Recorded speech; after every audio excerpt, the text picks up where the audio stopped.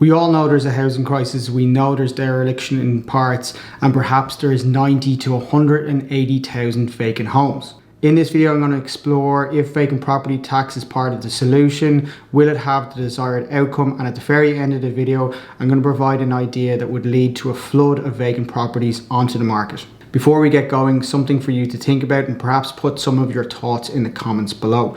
But what is worse, a vacant 2-bed property in the centre of town, or a large occupied family home on an acre of land in Dublin 14 next to the Lewis that has zoning for 55 units on that acre? Taxes should be seen as an incentive.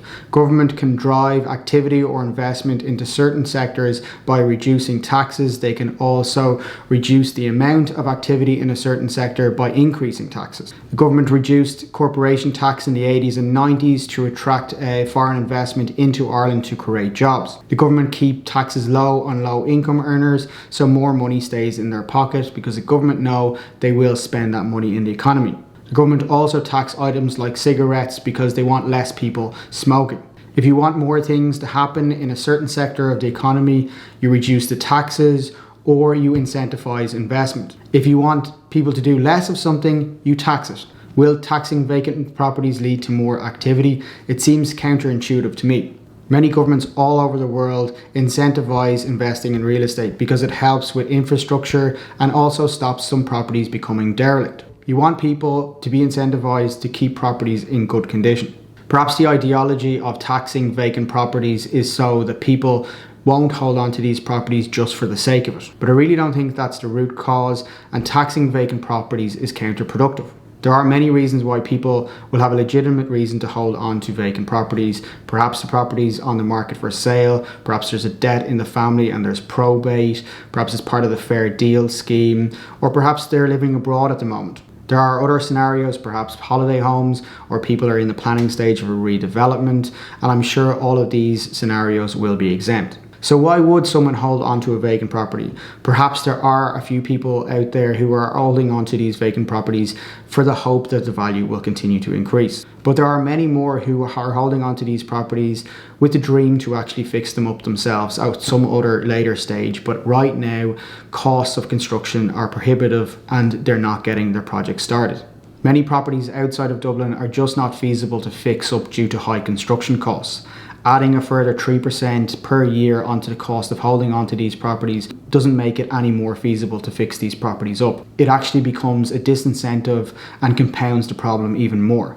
There are a few owners that are perhaps holding onto these properties for the sake of it, or perhaps hoping that values will continue to increase. However, when you dig into some of these derelict sites, particularly around Dublin, you will find that there is someone out there who is trying to assemble a much larger site for a much larger development, which would potentially 10x the number of units that are available within the area.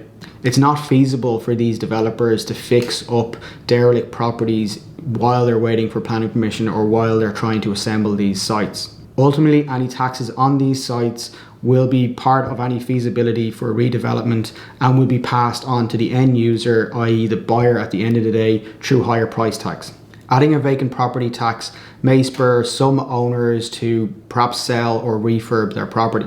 However, the tax itself doesn't address the underlying issue in terms of high construction costs for these refurbs, and in many cases they're just not feasible. And it's more feasible to construct a new home than it is to refurb an existing older property. Therefore, the desire for increased supply may not materialize as much as people expect. A far better solution would be to incentivize development and redevelopment. As I said before, if you want to create activity within a certain sector of the market, you reduce taxes or you incentivize investment. If you want people to stop doing something, you tax them. You make it harder for them. So therefore, I think the idea of vacant property tax is you stop people hoarding properties. But this also makes it harder for people who are trying to save up and fix these properties up. And it will also put off buyers buying into one of these projects because they won't want to take on the extra responsibility of the vacant property tax if their project takes a long time to get off the ground. There is a reason why vacant property tax sounds good from a political point of view. It's seen as that you're taxing wealthy property owners and land hoarders, some of the villains within this crisis, and it's seen as a vote grabber. I was actually really surprised when I put out a poll on Instagram yesterday asking, was vacant property tax a good or bad thing? I was really surprised that it was nearly split down the middle. So why not incentivize it? Offering tax breaks or tax incentives to the wealthy or property owners or landholders, these villains will be seen as offering more handouts to the wealthy and will be criticised massively by opposition and the media. Even though it might be the fastest way to get old stock refurbished, similar to Section 23s in the 80s and 90s, which rebuilt places like Temple Bar. There are some incentives out there to help, such as the Living City scheme. There are grants available for certain types of redevelopment, but these can take a long time to get and the payoff is over a long period. There is talk of a scheme similar to the first time buyers grant, where 30 grand will be available for first time buyers if they buy a property that has been vacant for a number of years or a derelict that needs work.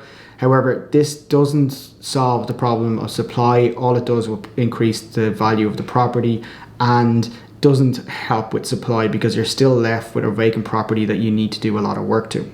So in terms of a solution or way to get a huge amount of these vacant properties onto the market far quicker than any tax would, there is a solution out there. If the government really want to increase supply of vacant and derelict homes onto the market for sale for young people quickly, the best thing they could do is offer a capital gains write-off for anyone who sells a vacant or derelict property within the next year or two. This would absolutely flood the market far faster than any tax would. However, this will be portrayed as a handout to the wealthy, so I'm not holding my breath. And if there is a concern that perhaps these properties could be snapped up by someone else and they'll sit on it, measures could be put in place to ensure that that doesn't happen. An incentive to sell or bring a vacant property back to life, such as a tax break, will do far more to increase supply than a vacant tax ever would. If you like this video and want to see more, make sure you hit the like button. Don't forget to subscribe. Comments are always welcome. YouTube is going to suggest a video that you might want to watch over here somewhere. And as always, thanks for watching.